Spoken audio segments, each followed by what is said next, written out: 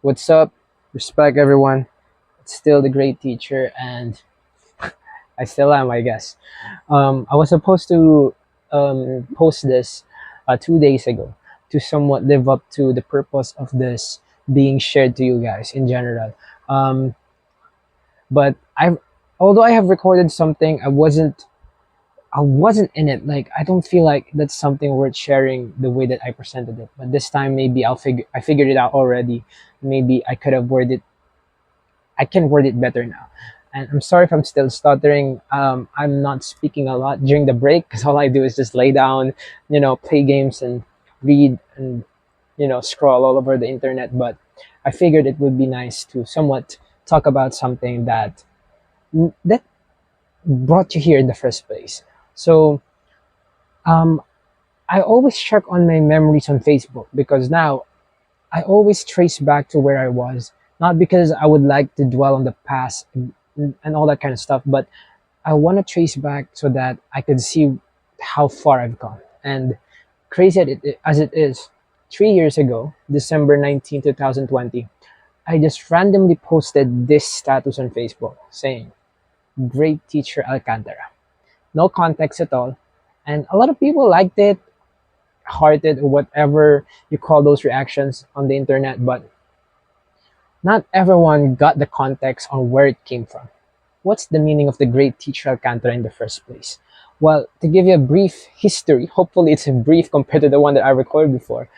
Um, I've been seeing this GTO series all over the net. When I started watching anime, I started religiously watching back in 2018 when my friend Hester introduced me to it, and after that, I've been seeing this thing, GTO, and I have this thing in me. And one of my friends actually called me out on it. I have this thing that I push aside some series, some films for another time. I just save them on my watch list, even years. So I had GTO in my radar for like a couple of years by that time. Then during the pandemic, things were tough and everything is all over the place. This channel was used to be like Sir Alcantara or something like that. I forgot the original name of this one. I'll go back to it once I edit this one. But I was posting videos then, and then all of a sudden, during the Christmas break, like what we're having now, I decided to sink my teeth in with the series. So I watched it for like 2 or 3 days, and it blew my mind away. And this series, Great Teacher Onizuka, the anime version, is not complete. And I haven't read the manga, but I have like the 2 chapters already, and I'm planning to start next year. But when I watched the series on its own, with the way it's presented, open ended, and at the same time chaotic, fun, and everything in between, it brought me back to why I once wanted to be a teacher. And this is the hardest thing to explain to people because, oh, your dream is to be a teacher ever since, right? The answer is actually no. I got into the university, Philippine Normal University. Shout outs to them. Or do I say shout out to Inong Pamantasan? But the point is, I took an exam. I was lucky enough to be a scholar, entrance scholar. I got into the top 20. Sorry if I'm carrying my chair here, but don't worry, it all goes downhill from here. So since I got a scholarship, my mom and my dad was like, well, we can't afford to study elsewhere. So that was it. That was my way in, the scholarship. And I wasn't studying well. You know, I'm good at listening if I wanted to, and I'm good at participating if I wanted to, even in exams. So it translates well with my scores and my grades. It's not that high, but it's scholarship enough. And then all of a sudden, I fumbled a subject because my professor wasn't interesting, and then it all goes downhill from there. Then I got another scholarship. I worked hard on it because the person that I was dating at that time also had that scholarship, and she was like, "Why don't you try this one?" And then I tried it. I passed it together with my friends, Luis, Craig, and Kim. And ever since then, I've had this renowned energy in education. especially when we started doing those practice teaching things at school, where there was this thing. I hope I can find the picture and show it here.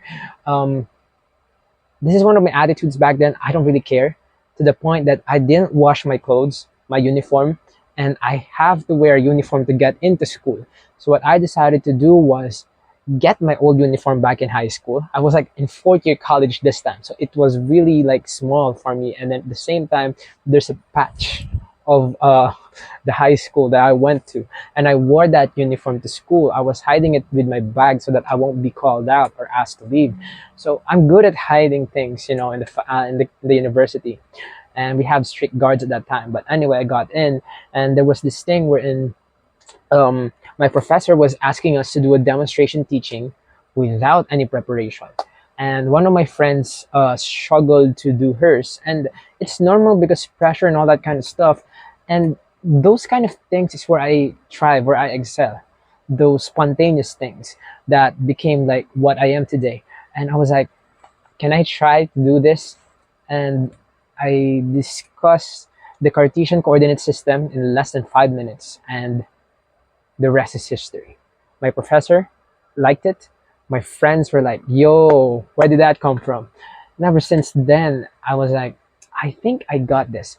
And it continued on and on until they got this this story wherein I got into CSA, because during the job fair, where I still do not know if I'm going to graduate, the same professor that I was talking about pulled me aside and he was like, congrats, you're graduating. You can tell your friends, the others that took the back subject, that they're also graduating. All that kind of stuff. Well, I'm gonna tell this better. But the point is that that time that he pulled me aside, I went and edited a resume, printed it out, and after lunch, I went in and signed up and met Miss Santos, Miss Grace, and gave it to her. And then I got a call a week later. Then interview, questioned a lot, blah blah blah, and then magically I'm here.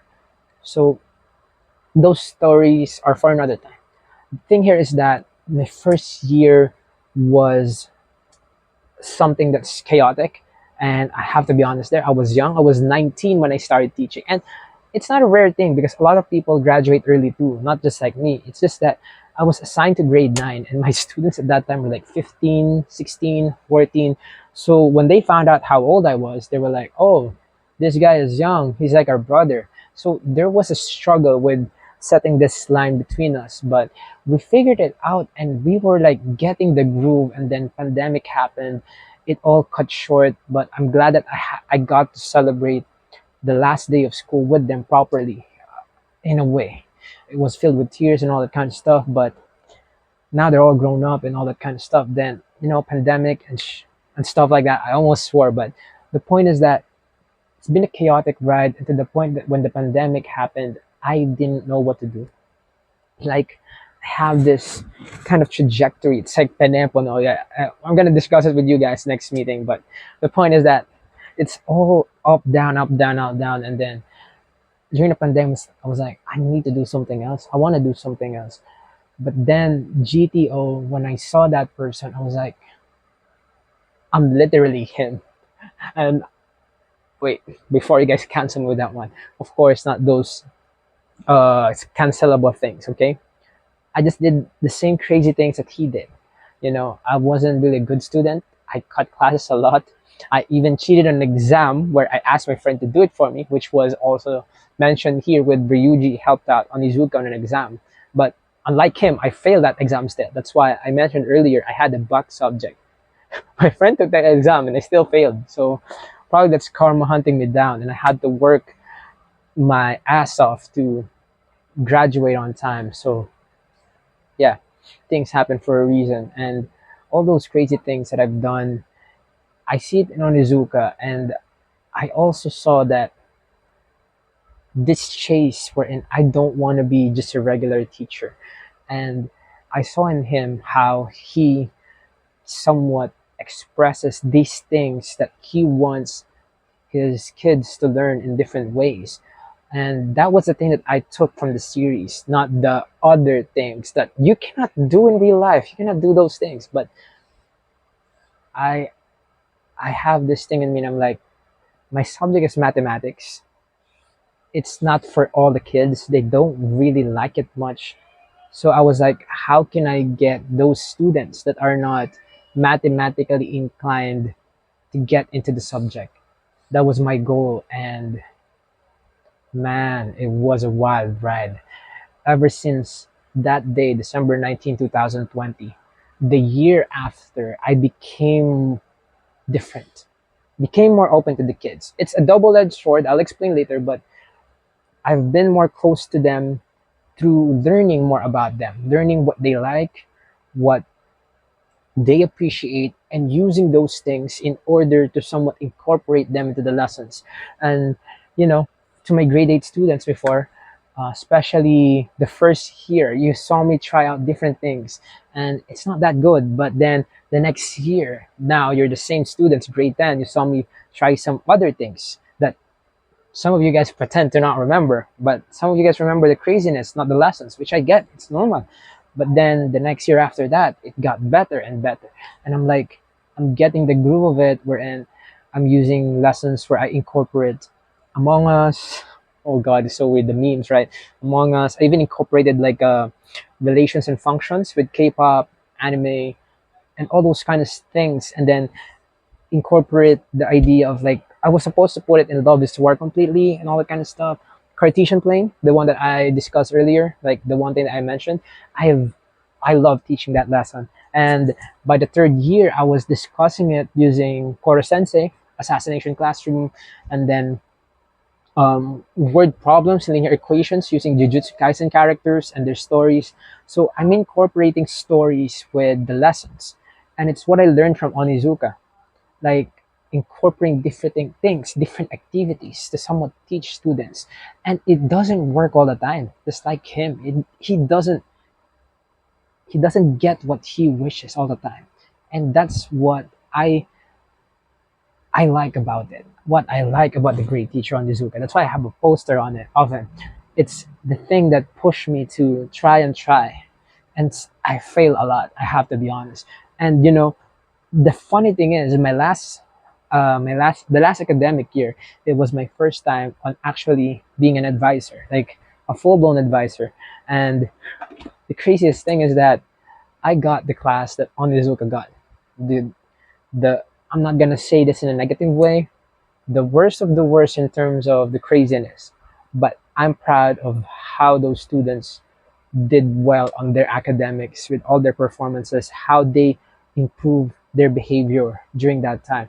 And it's not just about me, it's about the partnership and the relationship we have managed to create, which in all honesty was tiring for me because I have to put in so much effort to understand these children and teach them what they need to learn in different ways. And because of that, even though I thought I will never be great again after that academic year, I look back now and I see them, I smile now. The first few weeks that I saw them again, I'm like, was it was it worth it, that long period of time wherein I really just had enough of all the crap, but it was worth it. And I wished I had given them a better closure, a better ending of sorts. But being this character of being this great teacher, I have a good friend of mine, Mr. Acid, told me there's a reason why it only exists in films or in series or in screens. And I took that to heart. Now that I've understood how everything happened, because I am human, I have limits, and the quest of being great is really putting things into perspective. And this year, I had the toughest year of my life when my dad passed away back in August, and we have to start the academic year a week later. And I was being asked or told that my schedule or somewhat my loading was changed. I am no longer going to teach grade 8, I'm going to teach full grade 10. So I have to prep for something again. And here's the thing: when I found out I was going to be advisor, like last academic year, I was informed 2 days before, so I didn't have my mind ready for it. And I I am different from other people. I have to have a long period of time to prepare for things so that I could see it from time to time before it happens. That's why when I have projects, I really like put on a long period of time to work on them, because it's hard for me to just go do it immediately. It's really difficult process and all that kind of stuff. But anyway, it's already 15 minutes. But anyway, if you're watching this, I really appreciate it. I don't know, man, but I just want to talk about it so much. I'm yapping a lot now, but now, like the first week, I have this Instagram. Yeah, I'm promoting it at this point, but I have this Instagram. I put it in public, but I haven't like promoted it to the kids. But I just made it as a way for me to journal like the journey for this last academic year. And while I was doing it, I was like, the first journal was more about like, will I be able to be great or something like that. And as days and weeks and even months go by, they got me right back into it. It was a thing that my mentor told me, Mr. Mark Fortesa told me like, these kids will help you a lot, and they're going to be your outlet to somewhat help you out in grieving, because I haven't, to be honest, and that's a bit personal now, but other than that, um, the kids really pulled me back in. A lot of things happened, especially back in November, like an entire week. Everyone stressed me the F out. I'm sorry for that. I just have to say that. I didn't swear, okay? Maybe I said freaking freak. Yeah, anyway.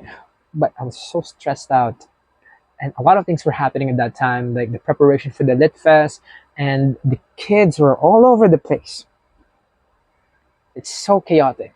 That's why I understood that this is a double-edged sword. Opening yourself up, being this great teacher. It's not about being a great teacher and teaching math. No, it's a different thing. I hope I put that in context. I'm not a great teacher in teaching math. I'm struggling, to be honest. I'm trying my best. I just want to somewhat make these concepts and these classes more accessible to everyone. I don't want the kids to hate math and go do the worst. I know, no, that's not my year. You guys are gonna cheat on exams all the time, but my goal is that you don't go to that option most, if not all the time. Okay, I'm sorry if I'm being honest here, but let's just be frank. What I want is for you to put your dedication, like, I need to pass this, I can pass this, to the point that you see what I see. What I see is that it's not about getting the perfect scores, the highest of the highest. What I appreciate the best is those who try. Because me, I try. I try all the time to be the great teacher that I can be for the kids. And then that's when I realized the great teacher is not necessarily the person. This guy. I'm just like a vessel. Oh god. This is a lit fest thing. I know, oh god. Only a few people will get this, but it yearns for a vessel, and if not me, who else? And I have to take this one, and I take full responsibility for this. I am not going to be prejudiced for being great, because I am great because you guys are great. And that's what I think what this great teacher Alcantara journey is for. And the reason why I made this video is because I want to manifest this being the last. Oh god.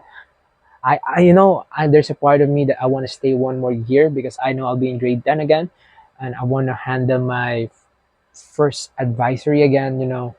I want to see them move up, but we'll see. I'm considering it for like, it's a good thing to stop at 5 years, 5 years in teaching, one stop at five. I want to try something else, just like Onizuka did.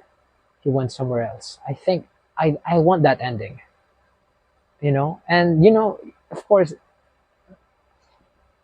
life imitates art at times, and that's the part that I was hoping for and still hoping for. So January, February, March is going to be really busy for me. as we search for where we will be heading. And the reason behind that is because I'm still young, and I can get old here in this institution and retire here. I can do that. But I want to fulfill my other dreams. As you can see how complicated this room is, the background is, these things made me who I am today, made me a great teacher in my beliefs. At the same time, it made me a dreamer, and I dream of more things to do and all that kind of stuff. So I guess we're manifesting this to be the last year for the great teacher. But we're leaving traces of them, and we'll see what you guys will color. Because at this point, it's not my story, it's our story. So yeah, Merry Christmas. That was too dramatic and too long already, but really appreciate the ones that listen to this one. Anyway, in case you don't see me, good morning, good afternoon, good evening, and good night. Bye bye. I have to go read and write, for my other dreams, but that's it. See you guys. Respect. Bye bye.